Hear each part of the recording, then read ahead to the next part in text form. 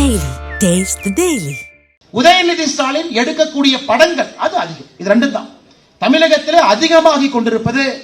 உதயநிதி ஸ்டாலினுடைய ரெட் ஜெயின் நிறுவனம் அவங்க ப்ரொடக்ஷன் பண்ணக்கூடிய பணம் இன்னைக்கு எப்படி ஆகி போச்சுன்னா, முதலமைச்சர் யோசிச்சார், ஏன்பா படத்தை நாமளே ப்ரொடியூஸ் பண்ணி டைரக்டர் அதுக்கு வெளியிருந்து வரணும், அதுக்கு கிருத்திகா ஸ்டாலின் அந்த அம்மாவே டைரக்டரா போட்டு பாருங்க, குடும்பமா இருக்கும். அந்த அம்மா படம் எடுக்குமா, இவர் படம் ப்ரொடியூஸ் பண்ணுவாரா, நீங்கள் நானும் வேலை இல்லாதவங்க தியேட்டர்ல உட்கார்ந்து அந்த படத்தை பார்க்கணுமா? குடும்பம். தமிழகத்திலே எந்த பிரச்சனைகளை பற்றி யார் பேச வேண்டும்?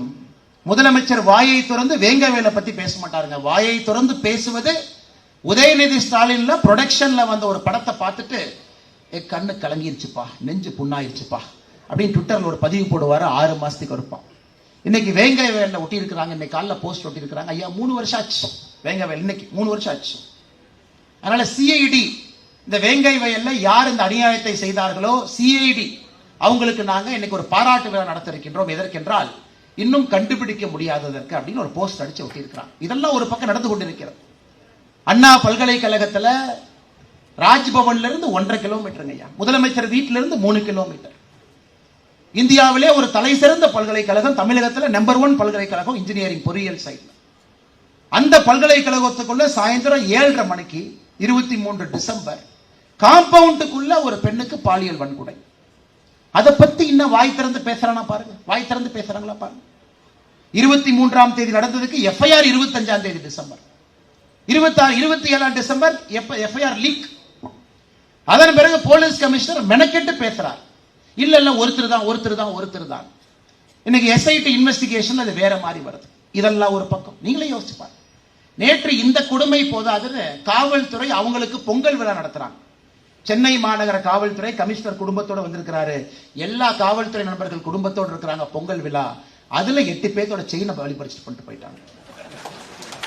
அதனாலதான் பத்திரிகையாளர் சந்திப்பில் கேட்டேன், காவல்துறைக்கு பாதுகாப்பு கொடுக்க வேண்டிய நிலைக்கு தலைமைகள் என்று தள்ளப்பட்டிருக்கிறது.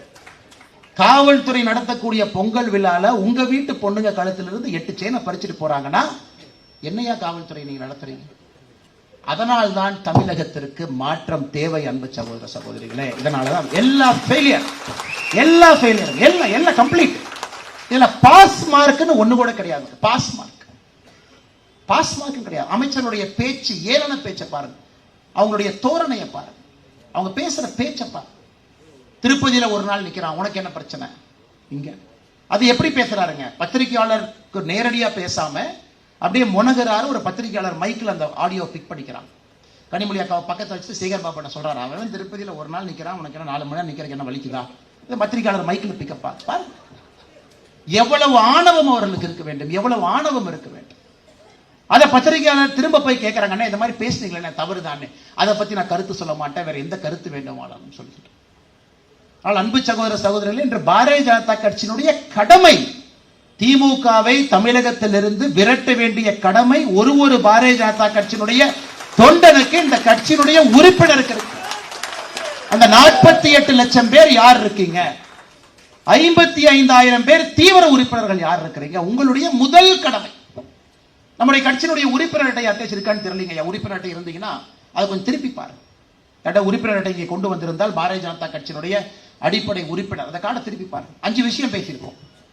இந்த 5 விஷயத்தையும் ஏற்றுக்கொண்டால் தான் நீங்கள் பாரதிய ஜனதா கட்சியினுடைய உறுப்பினராக நீங்கள் இருக்க முடியும். பாதகம் செய்பவரை கண்டால் நாம் பயம் கொள்ளலாகாது பாப்பா. மோதி மிதித்து விடு பாப்பா, அவர் முகத்தில் உமிழ்ந்து விடு பாப்பா. அண்மை செய்திகளை உடனுக்குடன் தெரிந்து கொள்ள இணைந்திருங்கள் எம் நாடு தொலைக்காட்சியுடன்.